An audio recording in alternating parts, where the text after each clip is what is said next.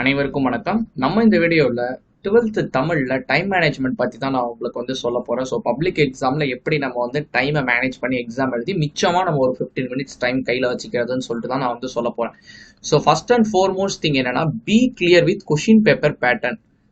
So எந்தெந்த question எவ்வளோ marks கேட்குறான், எது வெயிட்டேஜ், அது எல்லாமே நமக்கு வந்து தெரியணும். ஓகேவா? ஸோ ஃபஸ்ட்டு நம்ம என்ன எழுத போகிறோம்னா, அந்த 14 1 மார்க்ஸை நம்ம வந்து எழுத போகிறோம். ஸோ எடுத்தோடனே 14 1 மார்க்ஸ் இருக்கும்ல, அது அப்படியே நம்ம வந்து எழுதிட்டு போகிறோம். 1 2 3 4 நம்பர் போட்டு வச்சுக்கோங்க. தெரிஞ்சதே எழுதிக்கோங்க, தெரியாத நம்ம அப்புறம் எழுதிக்கலாம். ஓகேவா? 1 மார்க்ஸே நம்ம ஃபஸ்ட்டு கம்ப்ளீட் பண்ணிட போகிறோம். நெக்ஸ்ட் பார்த்தீங்கன்னா 2 மார்க்ஸ் எழுத போகிறோம். 2 மார்க்ஸ்னும் போது செய்யுள், உரைநடை,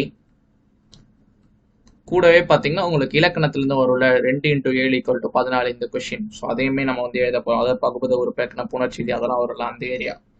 இது எழுதி முடிச்சோன்னா நம்ம என்ன வர போறோம்னு கேட்டிங்கன்னா 4 மார்க்ஸ் நம்ம வந்து வந்துட போகிறோம்.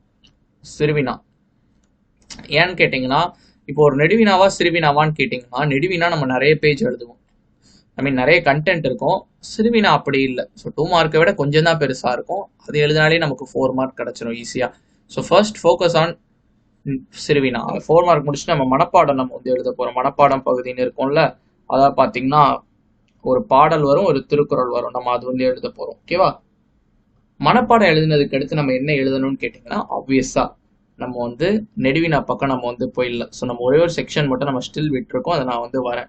நெடுவினா எழுதிருங்க, எல்லா நெடுவினா. ஓகேவா? அதுக்கு அடுத்த செக்ஷன் என்ன செக்ஷன் நம்ம விட்டுருக்கோம்னு கேட்டிங்கன்னா, இந்த 4 மார்க்ஸ் நமக்கு வந்து வரும். அதாவது என்ன மாதிரினா, பாணயம் பாராட்டல், பழமொழி, அணி, அப்பெல்லாம் பார்த்தீங்கன்னா நமக்கு ஒரு 4 மார்க் செக்ஷன் நமக்கு வந்து வரும். அதான் நம்ம வந்து லாஸ்ட்டாக எழுத போகிறோம். ஸோ இந்த ஆர்டரில் நீங்கள் வந்து எழுதுங்க. ஸோ உங்களுக்கு வந்து டைம் வந்து கண்டிப்பாக நிறையா இருக்கும். ஓகேவா?